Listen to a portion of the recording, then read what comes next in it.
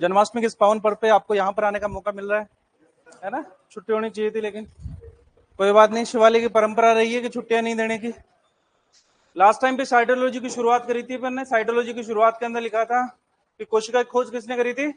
Robert Hooke ने। Robert Hooke ने basically मृत कोशिका खोज करी थी, वो भी किसके अंदर करी थी? कोर के अंदर करी थी। कब करी थी? कौन सी बुक में लिखा सबसे पहले? माइक्रोग्राफिया के अंदर लिखा। उसके बाद में जीवित कोशिका की अगर बात करते हैं तो एंटोनियो लियोनोव का नाम आता है, जिसने पस के अंदर या डब्ल्यूबीसी की खोज करी। उसके बाद में बात करते हैं केंद्रक की खोज की, तो वो किसने करी? Robert brown. और आधुनिक कोशिका विज्ञान के जनक कौन है? सीपी स्वानसन। जबकि कोशिका विज्ञान के जनक कौन है? जबकि कोशिका विज्ञान के जनक कौन है? तो याद रखोगे, कोशिका विज्ञान के जनक अगर पूछे जाते हैं तो रॉबर्ट हुक बोलना है, और अगर आधुनिक कोशिका विज्ञान का जनक बोलना है तो सीपी स्वानसन बोलना है। उसके बाद में कोशिका सिद्धांत की बात करी अपन ने। कोशिका सिद्धांत किसने दिया था? स्लीडेन और स्वान ने। कोशिका सिद्धांत के अंदर 3 बातें कही थी। पहली बात तो थी कि सभी जीव एक या एक से अधिक कोशिकाओं से मिलकर बनते हैं। दूसरी बात कही थी बहुकोशिकीय जीवों की संरचनात्मक और क्रियात्मक इकाई। और तीसरी बात कही थी कोशिकाओं की उत्पत्ति हमेशा अपनी पूर्वोत्तर कोशिकाओं से विभाजन के द्वारा होती है। यानी कि आप कोशिका को बना नहीं सकते, कोशिका अपने आप ही बनेगी विभाजन के द्वारा। उसके बाद के अंदर अपन बात करी थी कोशिका की। कोशिका को 2 भागों में डिवाइड किया था। पहले पे कोशिका झिल्ली, दूसरे पे लिखा था प्रोटोप्लाज्म, जीव द्रव्य। और जीव द्रव्य क्यों फिर किसके अंदर? साइटोप्लाज्म और केंद्रक। यानी कि अगर कोशिका के अंदर से कोशिका झिल्ली को हटा दिया जाए तो बाकी बचा हुआ भाग क्या कहलाएगा? और जीव द्रव्य के अंदर से अगर केंद्र को भी हटा दिया जाए तो बाकी भाग कोशिका द्रव्य। तो कोशिकांग बेसिकली किस में पाए जाते हैं? कोशिका द्रव्य के अंदर पाए जाते हैं। उसके बाद में सबसे पहले कोशिका झिल्ली लिखा अपन ने। कोशिका झिल्ली की अगर बात करते हैं तो कोशिका झिल्ली की संरचना को समझाने के लिए सिंगर और निकोलसन ने क्या दिया था? तरल मोज़ेक मॉडल। डायग्राम बना लिया था अपन ने, लिखो इसके अंदर। लाइव वालों को भी गुड मॉर्निंग भाई। बैठो बैठो बैठो फटाफट, जहां जगह मिले वहां बैठना पड़ता है जब जल्दी नहीं आते हैं तो।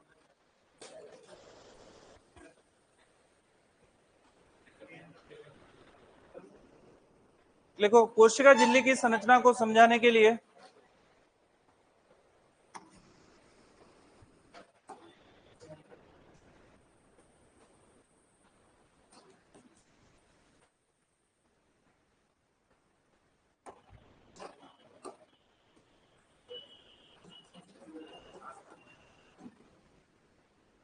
बातें नहीं रे।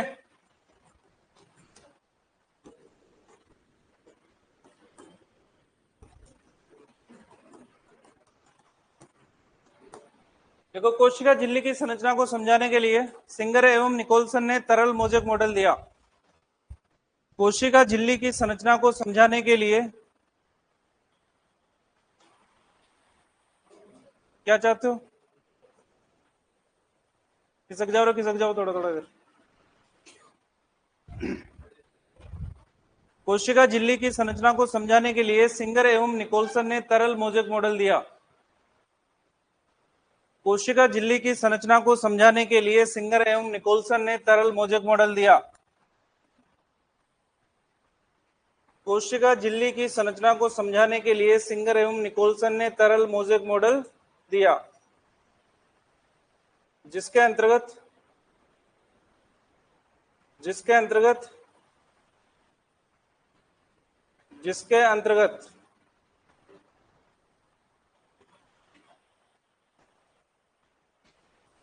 जिसके अंतर्गत कोशिका झिल्ली में द्विस्तरीय लिपिड की परत पाई जाती है।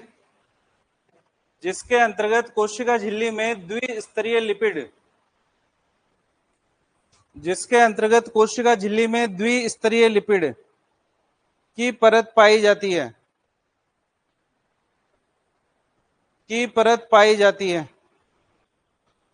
जिसमें प्रोटीन के अणु, द्विस्तरीय लिपिड की परत पाई जाती है। यानी कि 2 स्तरों के अंदर लिपिड की परत पाई जाती है। द्विस्तरीय लिपिड की परत पाई जाती है जिसमें प्रोटीन के अणु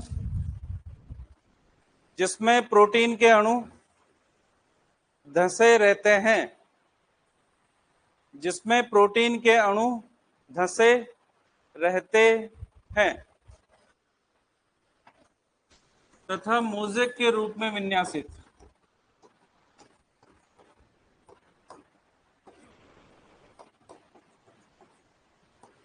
तथा मोज़ेक के रूप में विन्यासित होते हैं।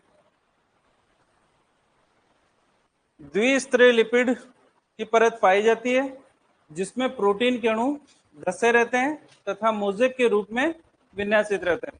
मोज़ेक का मतलब है कुछ कोशिका झिल्ली के पूरे अंदर होंगे, कुछ पूरे बाहर, कुछ बीच के अंदर। इस वाली कंडीशन को अपन क्या बोलते हैं? मोज़ेक वाली। नेक्स्ट लिखो, कोशिका झिल्ली फास्फोलिपिड की बनी होती है। कोशिका झिल्ली फास्फोलिपिड की बनी होती है। कोशिका झिल्ली फास्फोलिपिड की बनी होती है।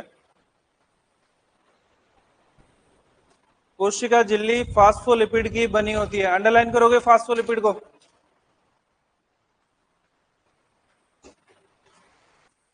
कोशिका झिल्ली फास्फोलिपिड की बनी होती है। नेक्स्ट लाइन लिखो, प्रोटीन के अणु एम्फोटेरिक या उभय संवेदी होते हैं। प्रोटीन के अणु एम्फोटेरिक या उभय संवेदी होते हैं।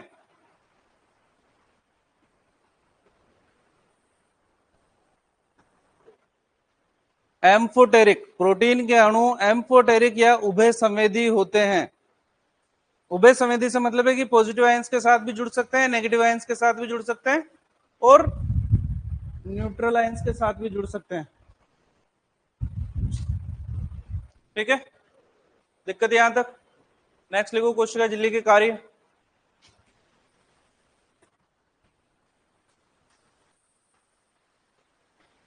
कोशिका झिल्ली के कार्य।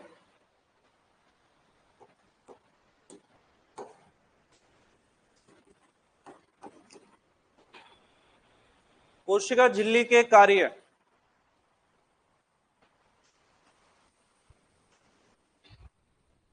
लिखो, कोशिका में आने जाने वाले पदार्थों को, कोशिका में आने जाने वाले पदार्थों के, कोशिका में आने जाने वाले पदार्थों के आवागमन को नियंत्रित करना। कोशिका में आने जाने वाले पदार्थों के आवागमन को नियंत्रित करना।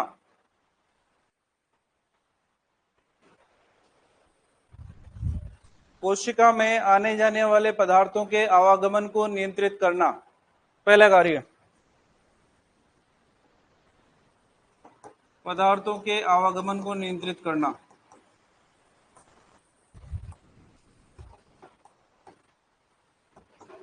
दूसरा कार्य लिखो, अर्ध पारगम्यता। इसको बोलते हैं सेमी परमेबिलिटी।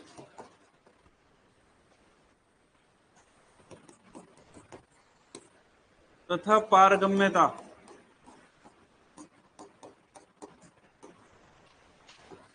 परमिएबिलिटी प्रदान करना।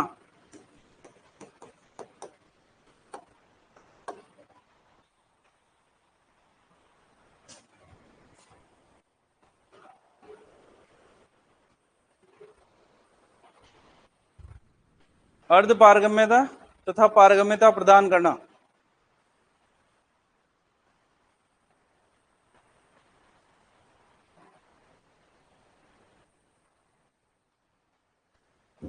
नीचे वाले पारगम्यता से पहले एक वर्ड लिखना,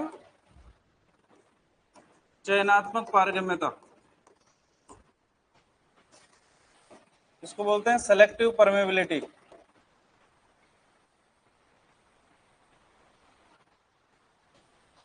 अर्ध पारगम्यता तथा चयनात्मक पारगम्यता प्रदान करना। लाइन में लिखना। क्या वो पेन नहीं चल रहा? पेन दो भाई को। तो रिफिल से क्यों लिख रहा है फिर? अच्छा, अर्ध पारगम्यता तथा चयनात्मक पारगम्यता प्रदान करना, ये वर्ड लिखोगे। अर्ध पारगम्यता तथा चयनात्मक पारगम्यता। पारगम्यता से पहले चयनात्मक और लिख लो, बस इतना ही करना है। पहले लिखोगे अर्ध पारगम्यता सेमी परमिबिलिटी तथा चयनात्मक पारगम्यता सेलेक्टिव परमिबिलिटी प्रदान करना। लिख लिया? मतलब समझो भी इसका। सबसे पहला कार्य लिखा है अपन ने, पदार्थों के आवागमन को नियंत्रित करना। पदार्थों के आवागमन को नियंत्रित करने के लिए कोशिका के अंदर अलग अलग तरीके हैं। फॉर एग्जाम्पल अगर बात करें तो विसरण है, परासरण है, सक्रिय विगमन,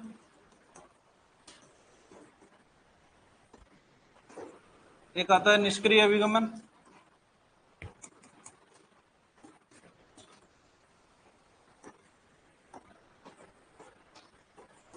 एक आता है एक्सोसाइटोसिस,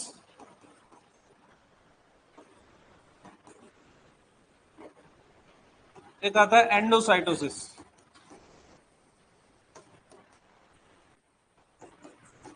टाइम से है, इतने तरीके हैं। इसको बोलते हैं एक्टिव ट्रांसपोर्ट, इसको बोलते हैं पैसिव ट्रांसपोर्ट,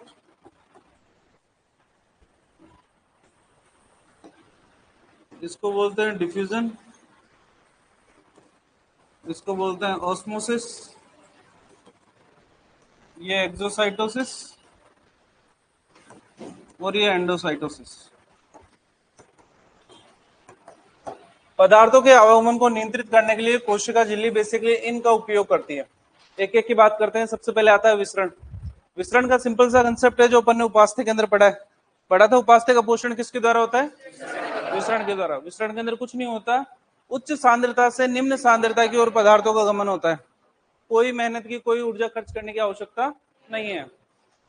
परासरण की अगर बात करते हैं तो परासरण के अंदर निम्न सांद्रता से उच्च सांद्रता की ओर पदार्थों का गमन होता है, लेकिन बीच के अंदर एक अर्ध पारगम्य झिल्ली का होना आवश्यक है, एक सेमी परमेबल मेम्ब्रेन का होना आवश्यक है। फॉर एग्जाम्पल अगर बात करें तो किशमिश खाई है कभी आपने? किशमिश को अगर नॉर्मली देखा जाए तो सिकड़ी हुई रहती है, लेकिन अगर रात भर उसको पानी के अंदर डुबो के रखोगे तो उस केस के अंदर किशमिश फूल जाएगी, यानी कि पानी उसके अंदर चला जाएगा। जबकि किशमिश के अंदर शुगर की मात्रा ज्यादा है, शुगर को बाहर आकर पानी को मीठा करना चाहिए, लेकिन ऐसा होता है क्या कि किशमिश अपन ने रात को भिगाई, सुबह पानी मीठा हो गया? नहीं, उल्टा पानी लो सांद्रता से उच्च सांद्रता की ओर जा रहा है। तो किशमिश की जो बाहरी झिल्ली होती है वो एक अर्ध पारगम्य झिल्ली की तरह कार्य करती है, जिसे कोई अपन क्या बोलते हैं? ऑस्मोसिस या परासरण बोलते हैं। आरओ का नाम सुना? क्या होता है इसका मतलब? Reverse osmosis. रिवर्स ऑस्मोसिस यानी पानी को फिल्टर करने के लिए जस्ट इसके अपोजिट क्रिया का उपयोग किया जाता है। वहां पर भी पदार्थों के अंदर, पानी के अंदर जो हाई कंसंट्रेशन वाले मॉलिक्यूल्स होते हैं, जो फ्लोराइड वगैरह होते हैं, उनको लो कंसंट्रेशन की तरफ भेजा जाता है, लेकिन अर्ध पारगम्य झिल्ली उनको रोक लेती है। चलो चलो चलो, क्या कर रहे हो इतना? सक्रिय विगमन और निष्क्रिय विगमन, किसी भी पदार्थ को कोशिका के अंदर जाने के लिए या बाहर जाने के लिए अगर ऊर्जा खर्च कर रहे हो, एटीपी खर्च कर रहे हो, तो उसे क्या बोलेंगे? सक्रिय विगमन। और अगर ऊर्जा का खर्च नहीं कर रहे हो तो, अरे टाइम क्या हो रहा है वैसे? वो तो मेरे को पता, लेट है इसीलिए तो बोल रहा हूं तुम्हारे को। टाइम से आया करो। तो सक्रिय विगमन के अंदर, अरे बिना बोले बैठना है।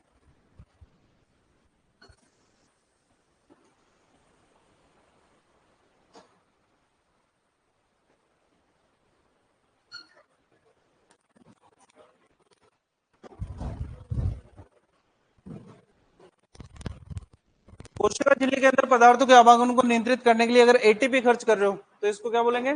सक्रिय विगमन। और अगर एटीपी खर्च नहीं कर रहे हो तो निष्क्रिय विगमन।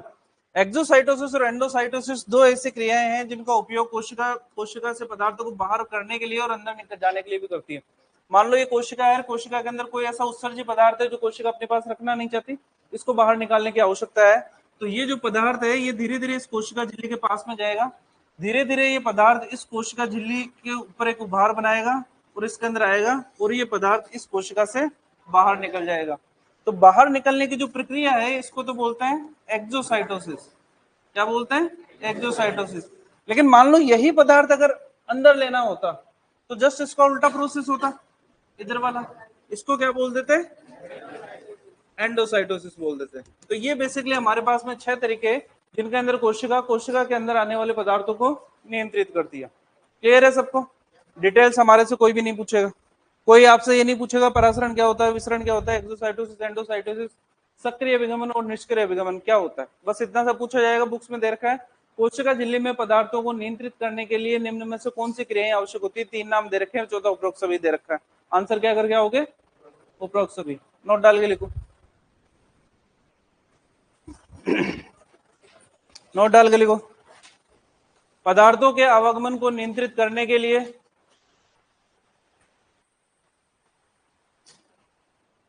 पदार्थों के आवागमन को नियंत्रित करने के लिए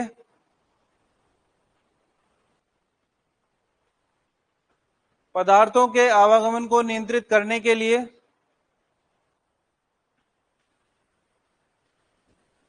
निम्न क्रियाओं का उपयोग किया जाता है। पदार्थों के आवागमन को नियंत्रित करने के लिए निम्न क्रियाओं का उपयोग किया जाता है। नाम लिखेंगे सारे के सारे।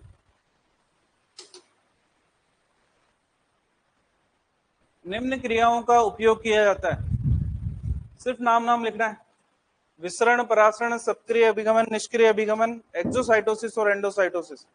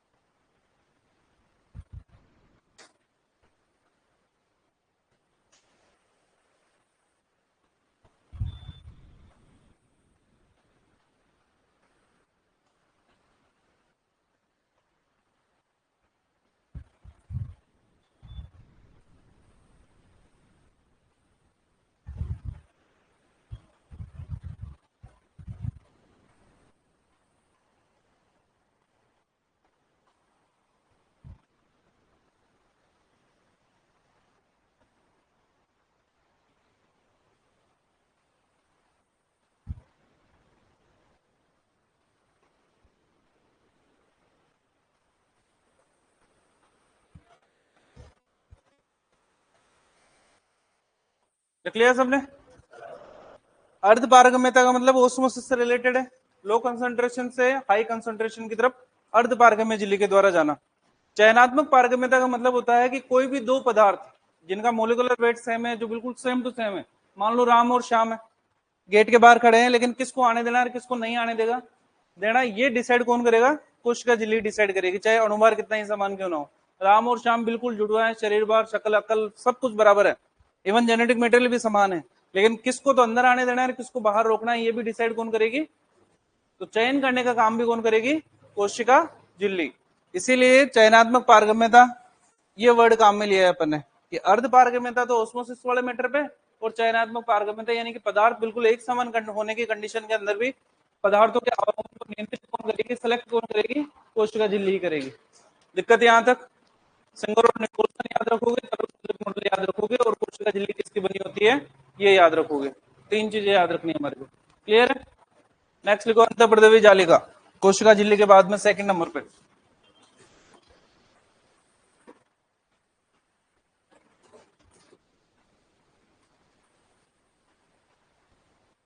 Endoplasmic reticulum, in short ER बोलते हैं।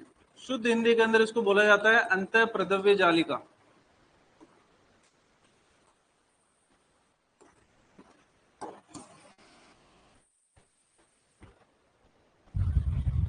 अंतःप्रद्रव्य जालिका, ER।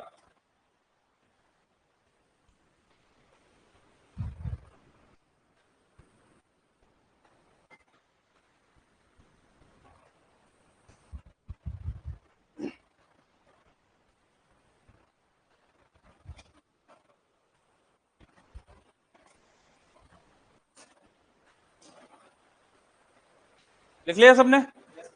देखते जाओ, बाद में लिखोगे। ER की अगर बात करते हैं तो ER दो प्रकार की होती है। कितने प्रकार की? दो प्रकार की। बचपन से पढ़ते हुए आ रहे हो। सबसे पहले आती है चिकनी अंतःप्रद्रव्य जालिका।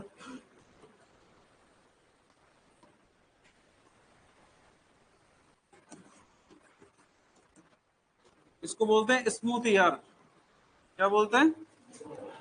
ER का मतलब, और भी ज्यादा शॉर्ट करना चाहो तो SER भी बोल सकते हैं। अंतःप्रद्रव्य जालिका को राइबोसोम के कणों की उपस्थिति के आधार पर दो भागों में डिवाइड किया गया है। किसके आधार पर? राइबोसोम के कणों के आधार पर। अगर किसी के ऊपर राइबोसोम के कण पाए जा रहे हैं, मान लो ये पेन है, सरफेस बिल्कुल चिकनी है इसकी, लेकिन अगर थोड़ी सी मिट्टी डाल दी जाए तो खुरदरी हो जाएगी। तो अगर राइबोसोम के कण उपस्थित हैं तो खुरदरी अंतःप्रद्रव्य जालिका, अगर राइबोसोम के कण उपस्थित नहीं है तो चिकनी अंतःप्रद्रव्य जालिका। चिकनी अंतःप्रद्रव्य जालिका को रफ ER भी बोलते हैं। क्या बोलते हैं? Rough ER। पहले बात करते हैं चिकनी अंतःप्रद्रव्य जालिका की। चिकनी अंतःप्रद्रव्य जालिका बेसिकली नलिकाकार होती है। कैसी होती है? नलिकाकार। कार्य की अगर बात करते हैं चिकनी अंतःप्रद्रव्य जालिका के, तो कार्य के अंदर पहला काम आता है इसका कोलेस्ट्रॉल, स्टेरॉइड,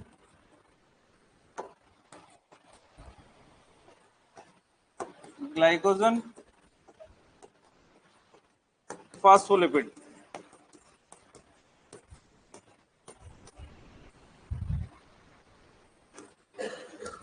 फास्फोलिपिड का संश्लेषण करना, यानी कि किसी भी कोशिका के अंदर कोलेस्ट्रॉल, स्टेरॉइड और ग्लाइकोजन और इसके अलावा फास्फोलिपिड, इन चारों का संश्लेषण कौन करेगी? Smooth ER। कौन करेगी? Smooth ER। दूसरे नंबर पे काम की अगर बात करते हैं यकृत कोशिका। यकृत कोशिका को हिपेटोसाइट कहते हैं। क्या बोलते हैं? हिपेटो वर्ड जहां पर भी आएगा इसका मतलब किससे रहेगा? लीवर से रहेगा। तो यकृत कोशिका में विषहरण, विषहरण को बोलते हैं डिटॉक्सिफिकेशन। वो भी कौन करेगा? Smooth ER। मान लो जानवर ने कोई भी अगर जहरीला पदार्थ खा लिया है तो जहरीले पदार्थ का अवशोषण आंत के द्वारा होगा। आंत से जो इंटेस्टाइन के अंदर जो ब्लड आता है वो डायरेक्ट हार्ट को ना जाकर पहले लीवर के पास में जाता है ना। बाकी सभी ऑर्गन्स के अंदर ये सिस्टम रहता है कि जहां पर जिस ऑर्गन के अंदर ब्लड चला गया ना वो डायरेक्ट हार्ट के पास में जाएगा। किडनी के अंदर ब्लड आ रहा है आर्टरी के द्वारा, किडनी से ब्लड जा रहा है वेन के द्वारा, और वो वेन सीधी की सीधी जाएगी हार्ट के अंदर। ठीक है, हार्ट से पहुंचेगा लंग्स के अंदर जहां पर वो ऑक्सीजन लेने के लिए जाएगा।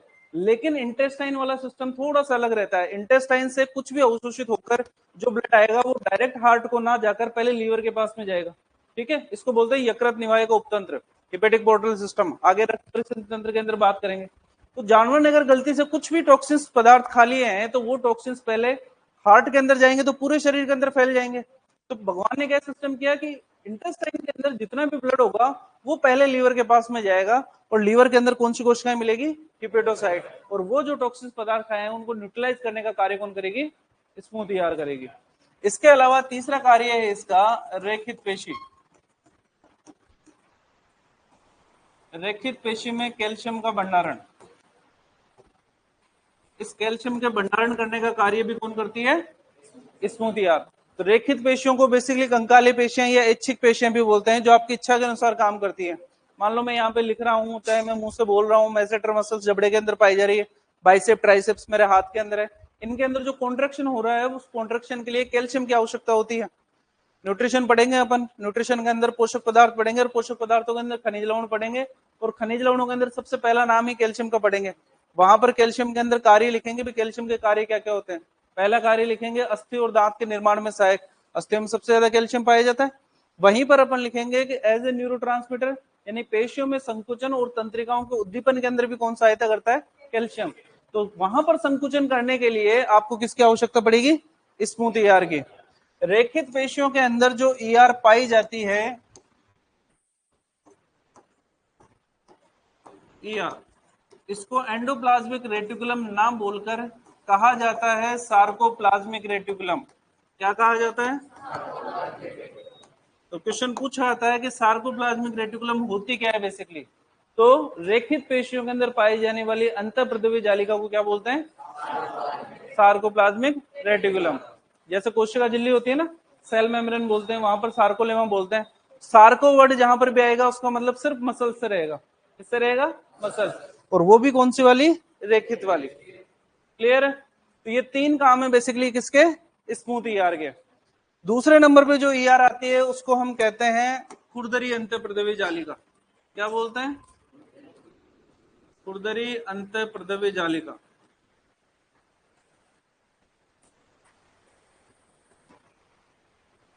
इसको बोलते हैं रफ ईआर या आर ईआर भी कहते हैं। खुरदरी अंतःप्रद्रवी जालिका की अगर बात करते हैं तो इसके अंदर राइबोसोम के कण पाए जाते हैं। क्या पाए जाते हैं? राइबोसोम के कण उपस्थित होते हैं।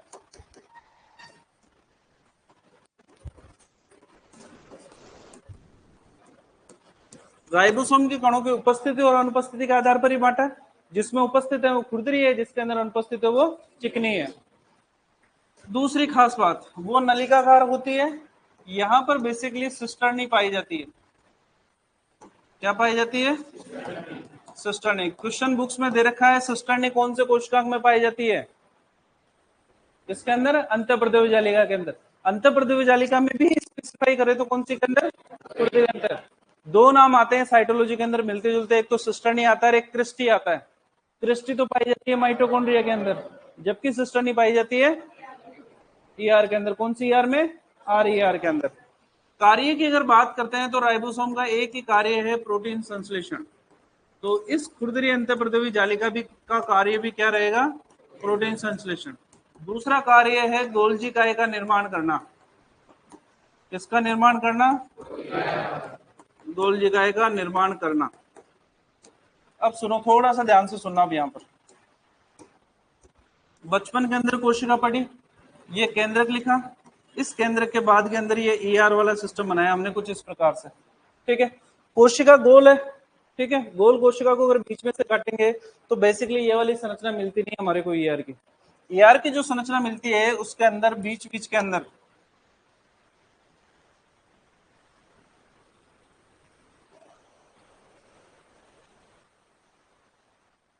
इस प्रकार की संरचना मिलेगी। नलिकाएं रहेगी लेकिन वो खड़ी रहेगी इस प्रकार से। तो जो नलिकाओं को अगर खड़ी काटोगे यहां से बीच के अंदर से गोल गोल दिखाई देगी वो आपको। इसीलिए ये वाली जो गोल गोल जी संरचनाएं रहती है, इन वाली ईआर को हम बोलते हैं स्मूथ ईआर। क्या बोलते हैं? ठीक है, और जो इधर वाली है इनके अंदर पाए जाते हैं राइबोसोम के कण। क्या पाए जाते हैं? राइबोसोम के कण। इसलिए इसको बोलते हैं रफ ईआर।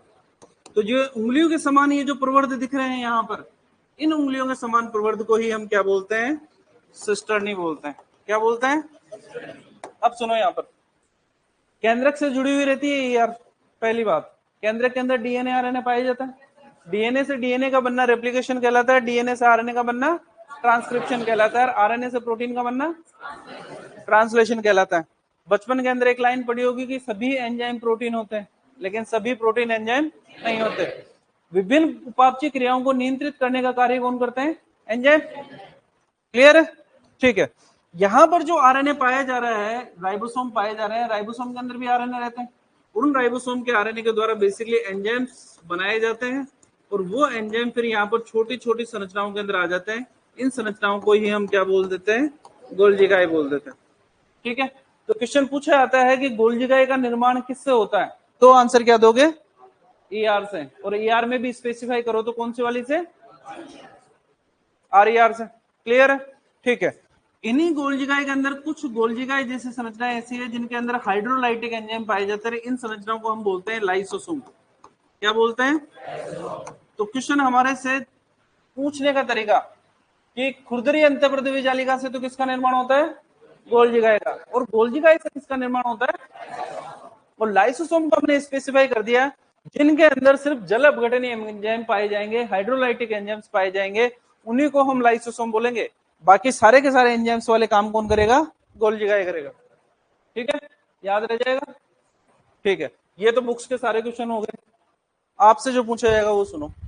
हमारे से पूछा जाता है कॉमन नेम, कॉमन नेम कि भाई इस अंतःप्रदेवी जालिका को कहते क्या है, इसको कहते हैं कोशिका का अंतःकंकाल। क्या बोलते हैं, 2016 की जो वैकेंसी आई थी उसके अंदर बोर्ड ने पूछा कि साइटो एंडोस्केलेटन ऑफ सेल कौन से कोशिकांग को कहते हैं, आंसर क्या देना था, एआर। कौन सी एआर, एआर, दोनों ही एआर। स्पेसिफाई नहीं किया उसने कि भाई रफ एआर है कि स्मूथ एआर है, क्योंकि दोनों मिलकर ही एंडोस्केलेटन बना रही है। क्योंकि यहां पर अगर आप देखोगे तो इस कंडीशन, इतना बड़ा सबसे बड़ा ऑर्गन की अगर बात करते हैं तो केंद्रक है, लेकिन केंद्रक के बाद में ईआर आती है जो पूरे पूरे केंद्रक को और कोशिका झिल्ली को आपस में जोड़े रखने का कार्य करेगी। तो ईआर को हम बेसिकली क्या बोलते हैं, कोशिका का अंतःकंकाल। सबसे इंपॉर्टेंट है, आपका लेवल भी यहीं तक है। तो ईआर की अगर बात करते हैं तो ईआर को कोशिका का अंतःकंकाल भी कहते हैं। दो प्रकार की होती है, स्मूथ ईआर और rough ER. Smooth ER basically नलिकाकार होगी और राइबोसोम के कण नहीं पाए जाएंगे। कार्य की अगर बात करते हैं तो कोलेस्ट्रॉल, ग्लाइकोजन, स्टेरॉइड और फॉस्फोलिपिड का निर्माण करना। दूसरा कार्य है यकृत कोशिकाओं के अंदर डिटॉक्सिफिकेशन, और तीसरा कार्य है रेखित पेशियों के अंदर कैल्शियम का भंडारण करना।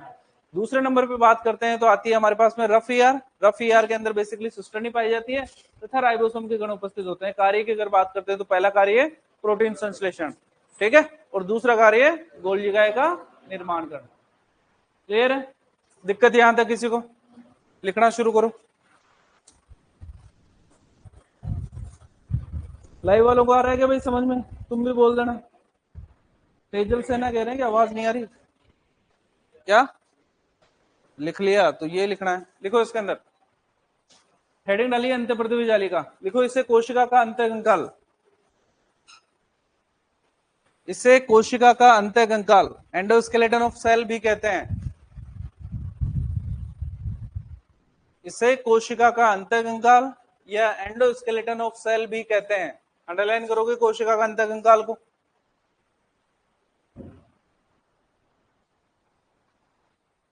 इसे कोशिका का अंतःकंकाल या एंडोस्केलेटन ऑफ सेल भी कहते हैं।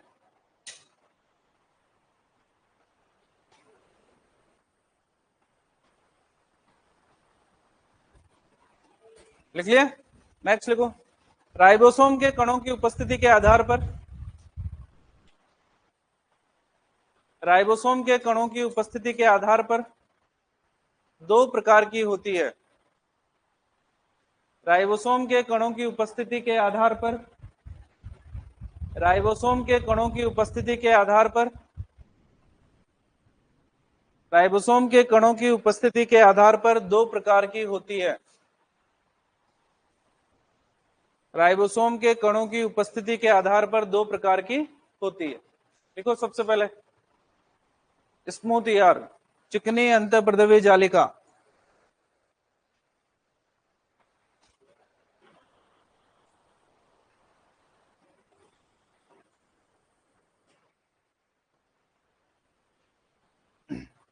सबसे पहले लिखोगे स्मूथ ईआर, चिकनी अंतःप्रदेवी जालिका। पहले नंबर पे लिखो नलिकाकार होती है,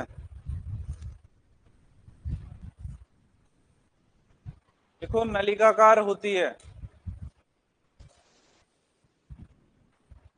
नलिकाकार होती है तथा राइबोसोम के कण अनुपस्थित। नलिकाकार होती है तथा राइबोसोम के कण अनुपस्थित। कार्य लिखो,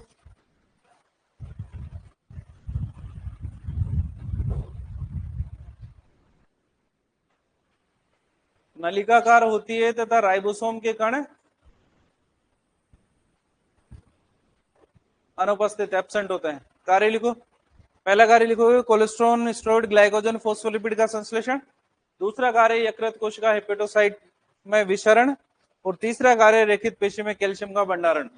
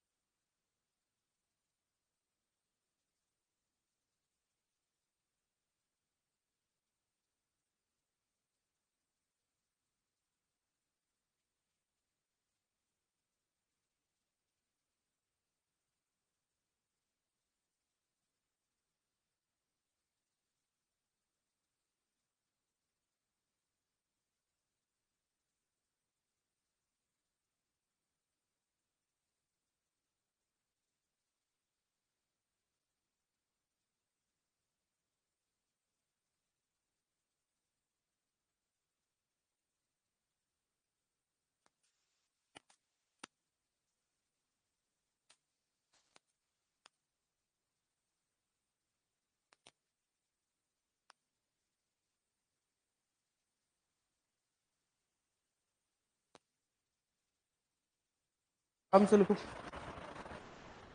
नोट डाल के लिखना लास्ट के अंदर।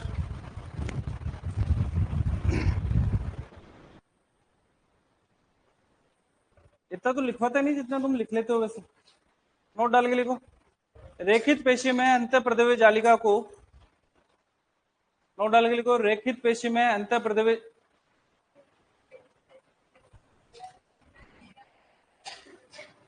वही तो बोल रहा हूं, लिखो ना। क्या मैं तो ये कह रहा हूं कि रेखित पेशी में ईआर को सार्कोप्लाज्मिक रेटिकुलम कहते हैं। इधर देख, इधर नोट डाल के लिखो, रेखित पेशी में अंतःप्रदव्य जालिका को, रेखित पेशी में अंतःप्रदव्य जालिका को सार्कोप्लाज्मिक रेटिकुलम कहते हैं। जब रेखित पेशी पढ़ेंगे वापस लिख लेंगे ये लाइन, रेखित पेशी में अंतःप्रदव्य जालिका को सार्कोप्लाज्मिक रेटिकुलम कहते हैं। सार्कोप्लाज्मिक रेटिकुलम कहते हैं। कोशिका झिल्ली को सार्कोसोम बोलेंगे, वो सार्कोलेमा बोलेंगे। माइटोकॉन्ड्रिया को सार्कोसोम कहते हैं। क्या बोलते हैं? सार्कोसोम। रेखित पेशी पढ़ेंगे तब लिख लेंगे अपन। नेक्स्ट लिखो, खुरदरी अंतःप्रदव्य जालिका,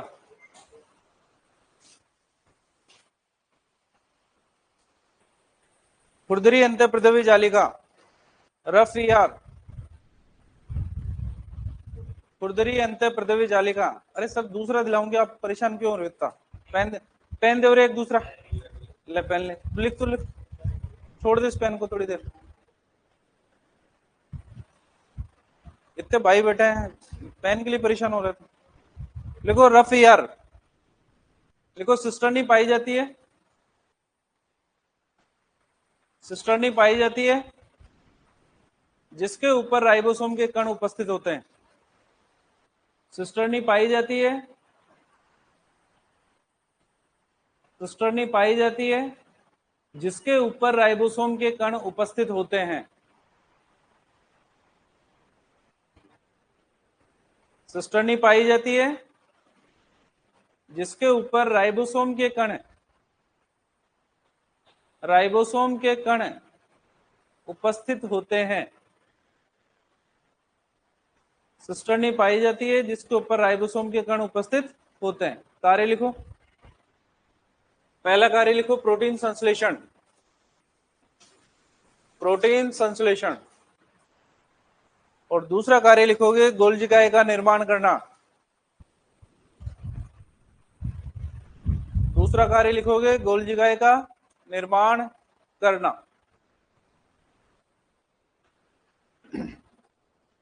गोल्जिकाए का निर्माण करना,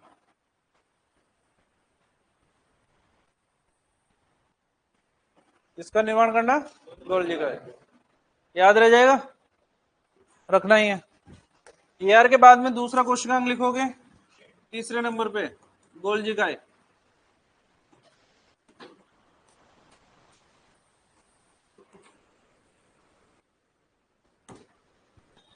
गोल्जी बॉडी भी कहते हैं इसको।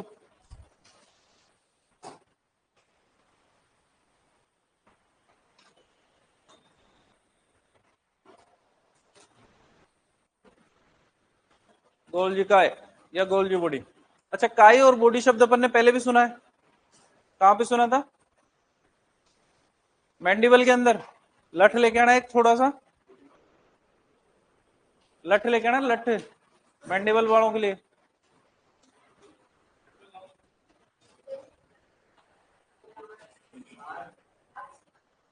आर्च मैंडिबल के अंदर, वर्टिब्रा के अंदर। तो बेसिकली जो बॉडी और काय पढ़ा था वो पढ़ा था अपन ने वर्टिब्रा के अंदर। बॉडी पाई गई थी मैंडिबल के अंदर भी। अब सुनो इधर, गोल्जिकाए पहली बात ही लिख देते हैं, निर्माण किससे होता है? किससे होगा? आरएआर से। दूसरी बात, श्रावण करने वाली तथा ग्रंथियों के अंदर, ग्रंथिल कोशिकाओं में सर्वाधिक विकसित। कोई भी सीक्रेशन अगर हो रहा है, कोई भी ग्रंथिल कोशिकाएं हैं, ग्रंथियां हैं, चाहे वो अंतःस्रावी ग्रंथियां हो चाहे वो बहिःस्रावी ग्रंथियां हो, उन सभी के अंदर डेवलपमेंट सबसे ज्यादा किसका होगा? गोल्जी बॉडी का। क्यों? क्योंकि कोलेस्ट्रॉल, ग्लाइकोजन, स्टेरॉइड से हार्मोन्स वगैरह बनेंगे और बाकी पदार्थों से हमारे पास में बहिःस्रावी पदार्थ बन जाएंगे, तो उन कोशिकाओं के अंदर ये सर्वाधिक विकसित रहेगा। टेलीग्राम यूनिवर्सिटी का ज्ञान, क्वेश्चन पूछा गया, ट्रैफिक पुलिसमैन ऑफ सेल किसे कहते हैं?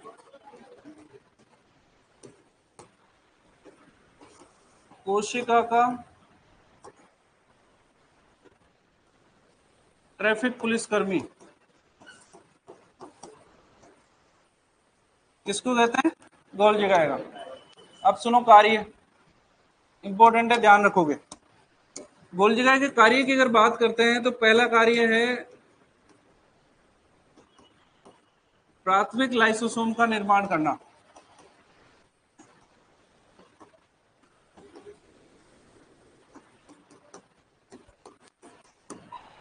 ईआर के अंदर अभी भी पढ़ाया था, ईआर से किसका निर्माण होगा? गोल्जी का, और गोल्जी का से लाइसोसोम का। लाइसोसोम के आगे प्राथमिक वर्ड लिखा है, इसका मतलब अपन आगे पढ़ेंगे भाई क्यों लिखा प्राथमिक। डायरेक्ट भी लिख सकते थे लाइसोसोम। दूसरे नंबर पे शुक्राणु में एक्रोसोम का निर्माण।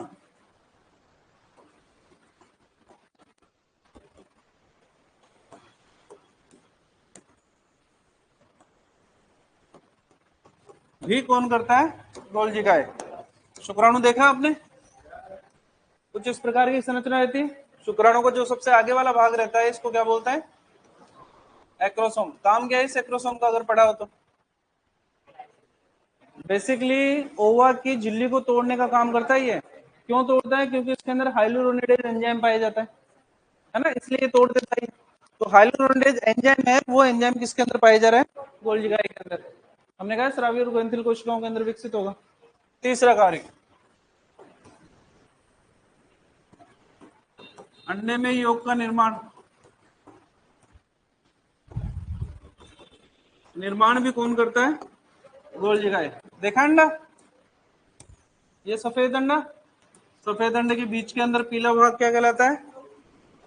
योग। इस योग का निर्माण भी कौन करता है? गोल्जी का। और चौथे नंबर का कार्य है इसका आयरन, इसको बोलते हैं Fe, कॉपर, इसको बोलते हैं Cu, और सिल्वर, इसको बोलते हैं का अवशोषण करने का कार्य भी कौन करेगा? वो भी कौन करेगा? गोल्जी का। तो गोल्जी की अगर बात करते हैं तो गोल्जी की जो उत्पत्ति होती है वो रफ ईआर यानी कि खुरदरी अंतःप्रदेवी जालिका से होता है। स्रावी और ग्रंथिल कोशिकाओं के अंदर सर्वाधिक विकसित होगा। ट्रैफिक पुलिसकर्मी आपसे बोर्ड तो कभी नहीं पूछेगा, है ना। ये पीएमटी टाइप की चीजें आ गई, लेकिन फिर भी टेलीग्राम वाले चलते रहते हैं तो हमने बता दिया कि पूछो ना दोबारा तुम। कार्य की अगर बात करते हैं तो प्राथमिक लाइसोसोम का निर्माण, शुक्राणु में एक्रोसोम का निर्माण, अंडे में योग का निर्माण और आयरन कॉपर सिल्वर का अवशोषण का कार्य कौन करेगा? गोल्जी का। आगे पढ़ेंगे तारक काय, सेंट्रोसोम नाम सुना हो तो।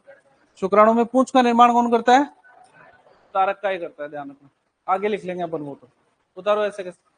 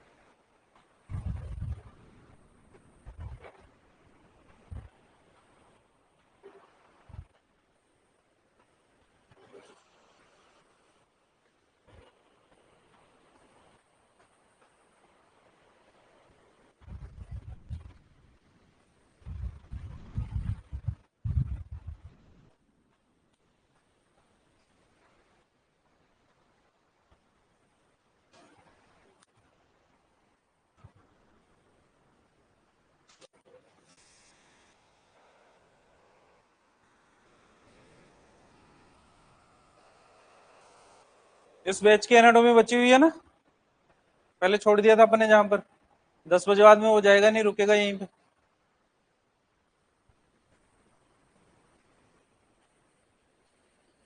अरे सिंपल सी बात है, जिस बैच की एनाटॉमी हो रही थी, नीचे वाले थे ना, उनके एनाटॉमी की क्लास होगी आज, ये कह रहा हूं।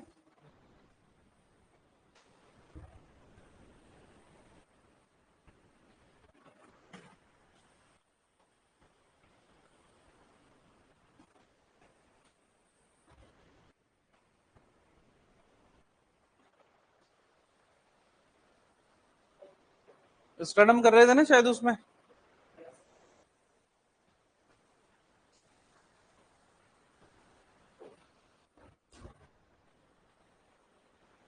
और दूसरे वाले में क्या चल रहा था, टाइप्स ऑफ साइनोवियल जॉइंट।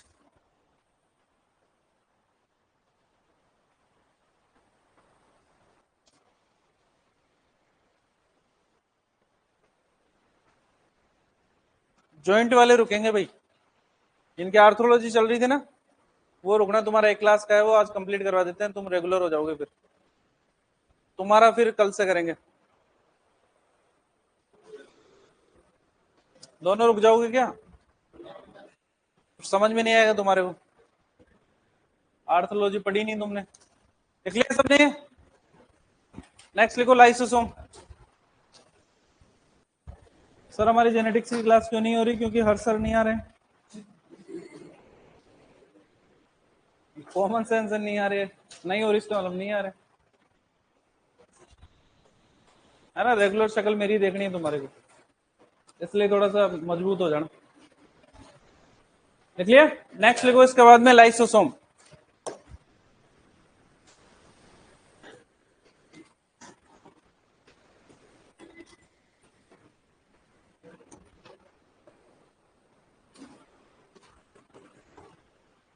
जैसे दोनों बैच बराबर आ जाएंगे, दोनों बैच का हो जाएगा, उसके बाद में तुम्हारे सब्जेक्ट क्लास से 2 घंटे लगा करेगी।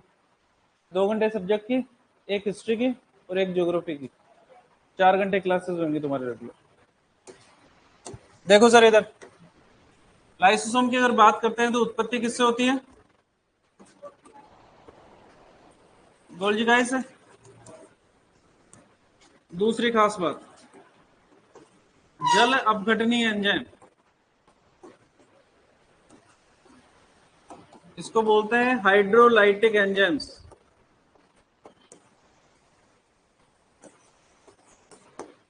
पाए जाते हैं।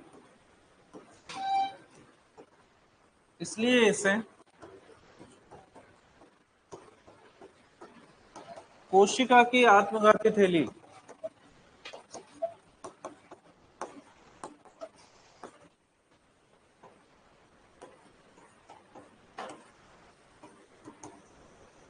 सुसाइडल बैग ऑफ सेल भी कहते हैं।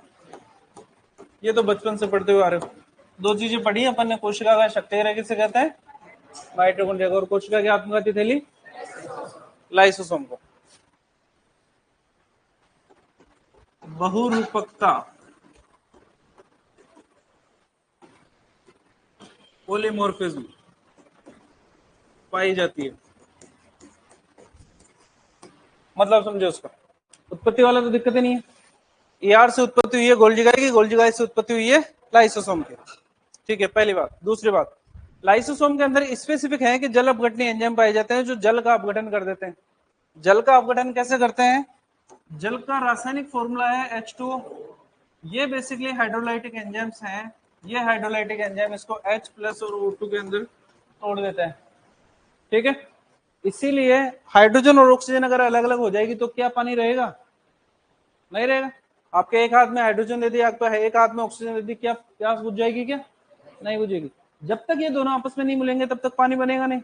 और जब पानी था, इन्होंने इसको हाइड्रोजन और ऑक्सीजन में तोड़ दिया, इसका मतलब कोशिका के अंदर पानी नष्ट हो गया।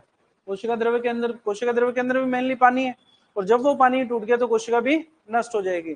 तो ये बेसिकली एक तरीके का सुसाइडल बैग हो गया कि रखा हुआ है, कोई दिक्कत नहीं जब तक रखा हुआ है, लेकिन अगर गलती से फट गया तो अपने आप में कोशिका नष्ट हो जाएगी। इसीलिए इसको क्या बोलते हैं? कोशिका की आत्मघाती थैली। क्या बोलते हैं? अरे चला गया, हद हो गई। सुसाइडल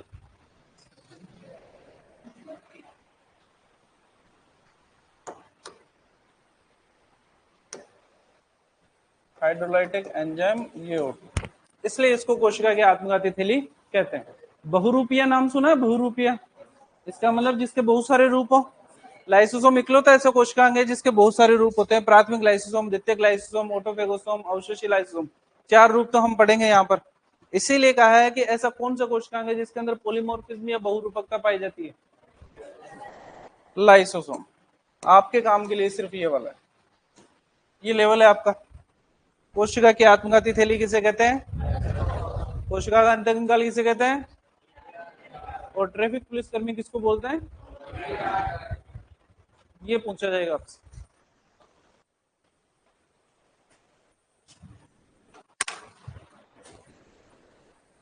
तो जिनकी आर्थोलॉजी बाकी है वो रुकेंगे 10 बजे बाद में।